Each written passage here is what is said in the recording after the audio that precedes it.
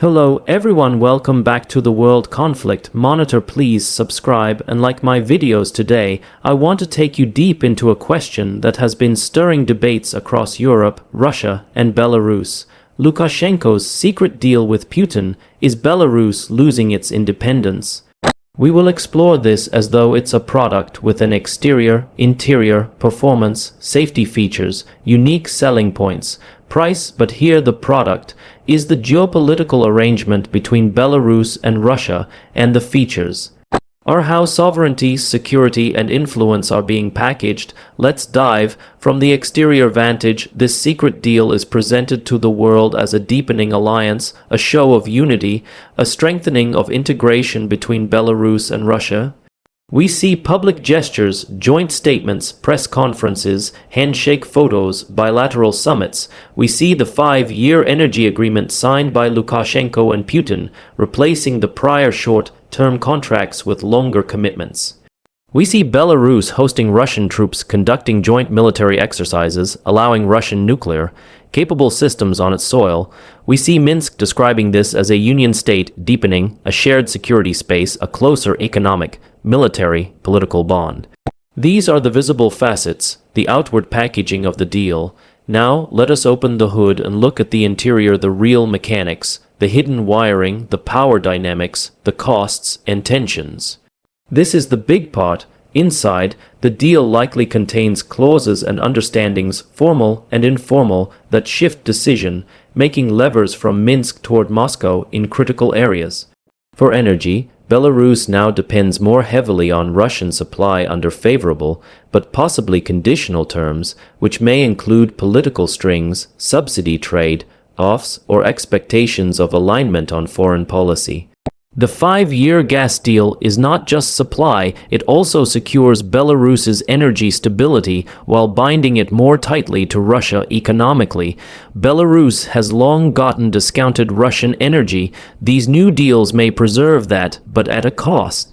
Militarily, Belarus is hosting joint exercises Zapad 2025 with Russia, involving nuclear-capable weapon drills. Minsk confirms participation in nuclear exercises and deployment of systems like the Orshnik missile complex. Belarus also recently allowed joint planning of tactical nuclear weapon launches with Russia.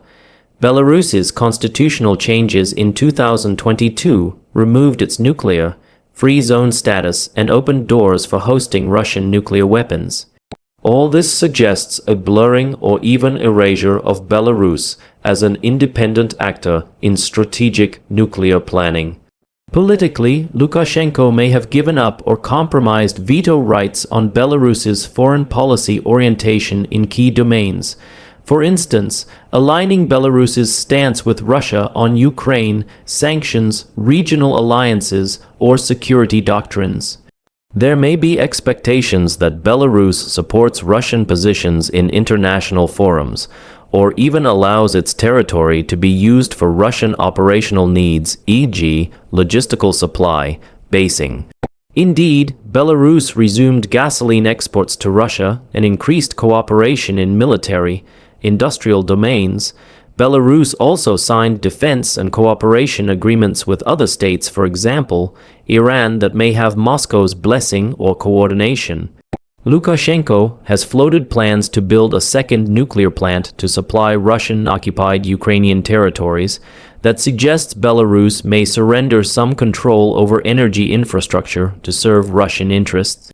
Economically and socially, Belarus may face hidden costs, ceding control over strategic industries, dependencies on Russian capital, forced alignment in trade, currency, tech transfers, even debt liabilities. The risk is that Belarus becomes a junior partner with limited room to dissent or chart alternative courses. The internal friction may show up in protests, nationalist backlash, or discontent from elites who feel overshadowed. In effect, inside this deal, the balance of power may lean heavily toward Russia.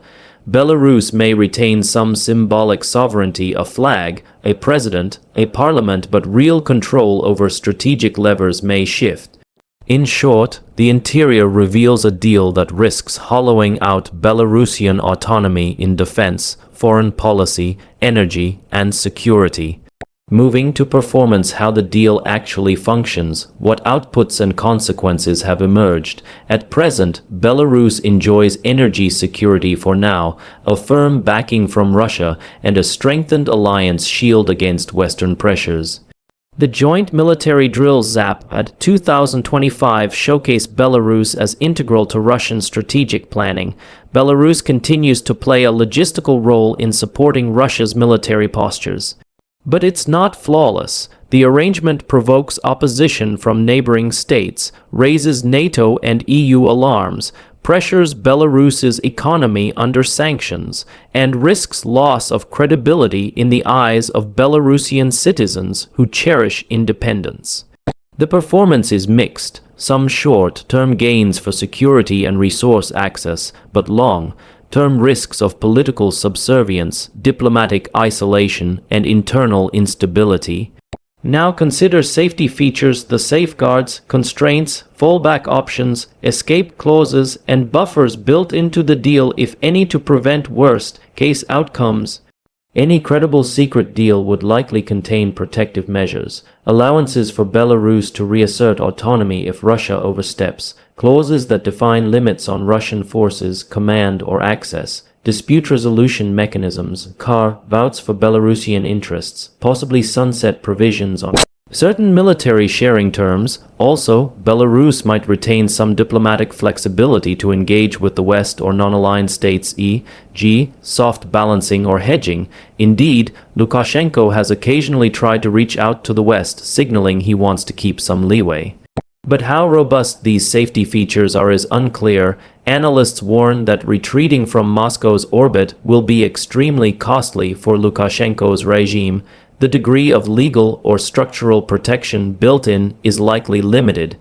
Let us talk about unique selling points in this case. What makes this deal appealing to both parties? What selling pitches are made to Belarusian audiences, Russian audiences, and external observers?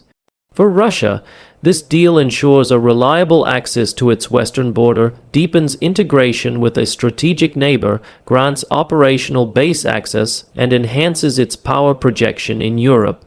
For Belarus and Lukashenko, the deal offers a security guarantee, energy price stability, political backing, protection from external pressure, and a narrative of strong partnership rather than subordination.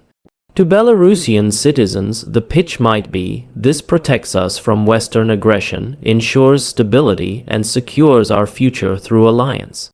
To outsiders, the selling point is that this is a mutually beneficial union, not a takeover, that Belarus retains some sovereignty while gaining strategic bonuses. But the real uniqueness lies in the level of asymmetry. It's a precedent whereby a sovereign state voluntarily binds itself under the wing of a more powerful neighbor while preserving nominal statehood. What is the price, the cost? What Belarus must pay in return? The price is possibly high. Politically, Belarus loses bargaining independence, ability to dissent or chart separate alliances, and may become entangled in Russian wars or sanctions. Strategically, Belarus's territory may be used for operations against third parties, making it a target. Economically, Belarus may be forced to absorb or share costs of Russian infrastructure, defense, or subsidy burdens. Symbolically, national identity and pride may suffer. For Lukashenko personally, tying his regime more tightly to Russia may mean less room to maneuver, more third-party interference, or vulnerability to Russian pressure. The price is not paid in cash alone, it is paid in sovereignty, agency, risk, and future flexibility. Finally, conclusion, is Belarus losing its independence under this secret deal? The answer leans toward yes in substantive terms. Outwardly, Belarus retains governance, institutions, and formal sovereignty. But the interior mechanics, strategic alignment, military integration, energy dependence, conditional support suggest that Belarus is being subsumed into a semi-dependent role where its ability to make autonomous decisions is constrained. The performance so far shows benefits but also vulnerabilities. Safety features seem weak, and Belarus may struggle to exit or push back. The unique selling points mask the asymmetry in power, and the price is steep for Minsk. Thus, while in name Belarus remains an independent state, in practice it may already be edging toward a subordinate status within a Russian-defined orbit. Whether Belarus can preserve real sovereignty will depend on how much leverage Minsk retains, how much pushback comes domestically or internationally, and whether Russia respects the silent boundaries of this secret pact or gradually erodes them until no meaningful margin of independence remains. Thank you for watching. If you found this enlightening or provocative, don't forget to like, share, and subscribe. Let's keep tracking these power plays together.